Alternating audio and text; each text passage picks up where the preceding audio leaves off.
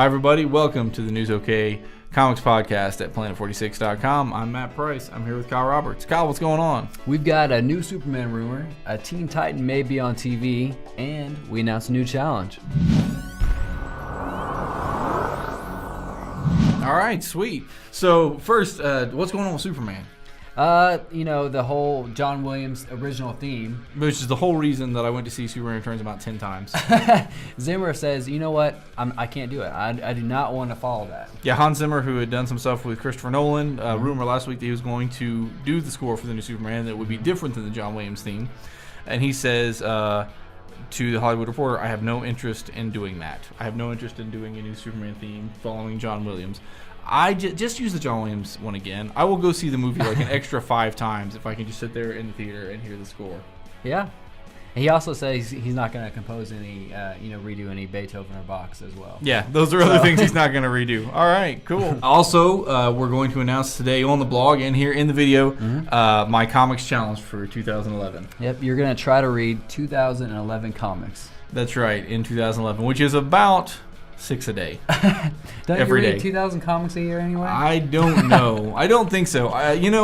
This whole idea kind of came from like Man vs. Food when they put out like 14 lasagnas in front of him, and you're like, that seems impossible. Who would do that? That's crazy. So I'm going to do something that seems a little bit crazy as well. But you can follow along here on the video. You can follow along at my blog. You can become a fan on Facebook, and we will see if we can get through these comics, and I will tell you what I think of them as well as I go along. And if you want to suggest comics you think I should read, you can put suggestions in as well, and we'll just have a cool time as we talk about comics through all the next year. And be sure and be a part of that. Suggest some comics because, think about it, we normally do 3 to 5 comics a week. You need to read about 6 a day. That's right. So if you want to suggest stuff, if I can get a hold of it, then by all means. If you suggest like, you got to read Action Comics #1, the original edition, it's probably not going to happen. I might read a reprint, but yeah, suggest some stuff because I'm looking forward to this. I'm looking forward to reading some stuff I haven't read before. So sweet. And then also, the Teen Titan Raven, created by George Perez and Marv Wolfman in the pages of New Teen Titans, may get her own TV series. Pretty cool. They may develop it as, again, they're looking for things to maybe replace Smallville, and Diego Gutierrez is going to write and will executive produce, and this could be a show possibly in the fall. Also, they're still developing Wonder Woman by David E. Kelley, but we don't know what network that's going to be on yet. Sweet. You know what? Let's get in the review file. Indeed. All right. Of course, what else would come out in December? A George W. Bush comic. That's right. And this may have come out before, but I think this is it's the first time I've seen it with the holofoil. I'm just so excited to see the 90s enhancement of holofoil to be used to celebrate our 43rd president. Basically, what the story does is it takes the last speech Bush gave in office and just illustrates it. So for that, I guess it's well enough done. But there's not like a story. It's not like the movie that Oliver Stone did where it follows his life. It's just basically an illustrated version of his last speech. And I guess for that, it's well enough done.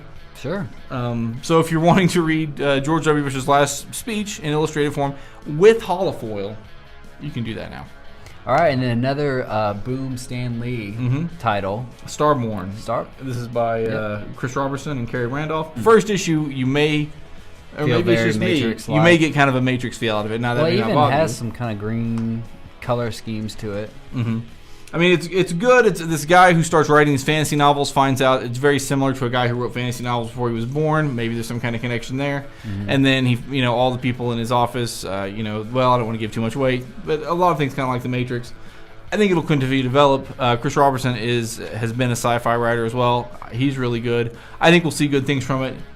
I wonder if people may think first issue. I've seen some of this stuff before, but very good issue. Sweet. And then from Marvel, Widowmaker #1. This is Jim McCann.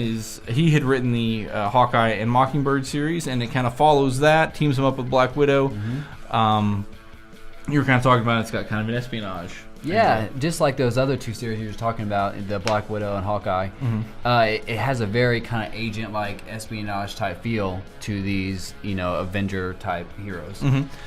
Basically, after an agent is killed, Hawkeye and Mockingbird find some clues that leads them to Russia, where Black Widow is, and chaos kind of ensues. There's a little bit of a twist at the end.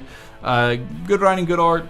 I enjoyed both the previous series, the Black Widow and the Hawkeye and Mockingbird, so if you were enjoying either of those series, you might want to follow them over to Widowmaker. Sweet. And this is going to be my pick of the week. All right, very good. I will go with Starborn because despite, like I said, some of the Matrix feel, I think they're going to take it in a different direction. What they're doing with it. So I enjoyed that from Boom, and I'm going to make that my pick. Sweet. Very cool. All right, so check those out at your local comic book store, and we'll be back next week with more comic book and movie news. So for Kyle Roberts, I'm Matt Price. Thanks for watching.